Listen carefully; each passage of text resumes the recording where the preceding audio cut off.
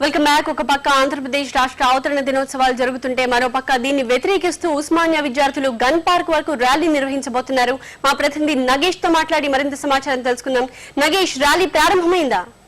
Rally కొద్దిసేపట్లో ప్రారంభం కానుంది. మనతో పాటు ఇక్కడ విద్యార్థులందరూ చాలా మంది విజువల్స్ చూడవచ్చు. దీప్తి, వందలాది మంది విద్యార్థుల్ని ఓయూ జేఏసీ నేతలందరూ కూడా వివిధ హాస్టల్స్ లో ఉన్న విద్యార్థులందరూ కూడా ఇక్కడికి ర్యాలీగా తీసుకొచ్చే ప్రయత్నం చేస్తున్నారు. ఎందుకంటే ఆంధ్రప్రదేశ్ అవతరణ దినోత్సవాల్ని తెలంగాణలో విద్రోహ దినంగా పాటించాలని ఇప్పటికే ఓయూ జేఏసీ జాక్ నేతలందరూ కూడా ప్రభుత్వాన్ని హెచ్చరించడం జరిగింది.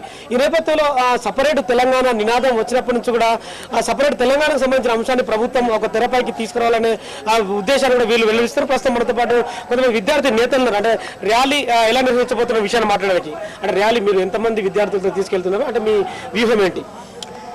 తెలంగాణ ప్రజల పాలిట మరణ శాసనం లిఖించబడిన ఈరోజు నవంబర్ 1ని తెలంగాణ విద్రోహ దినంగా పాటిస్తూ ఓయూ జేఏసీ టీఏజేసీ ఇప్పటికే తెలంగాణ ప్రజలందరికీ పిలుపునిచ్చి నల్ల జెండాలతోటి నల్ల బ్యాడ్జీలతోటి నిరసన ప్రదర్శన చేయాలని అన్ని స్కూళ్ళు, కళాశాలలు, యూనివర్సిటీల్లో నల్ల జెండాలు ఎగరవేయాలని పిలుపునివ్వడం జరిగింది.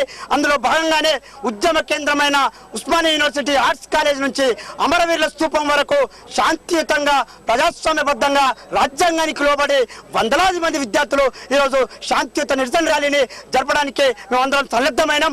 అన్ని హాస్టళ్ల నుంచి, బయట ఉన్న కాలేజీల నుంచి, యూనివర్సిటీల నుంచి చాలా మంది విద్యార్థులు, వందలాది మంది విద్యార్థులు ఉస్మానియా యూనివర్సిటీకి చేరుకోవడం జరిగింది. పోలీసులు శాంతియుతంగా సహకరించి మేము అమరవీరుల స్తూపం వరకు వెళ్ళడానికి సహకరించాల్సిందిగా విజ్ఞప్తి చేస్తున్నాం.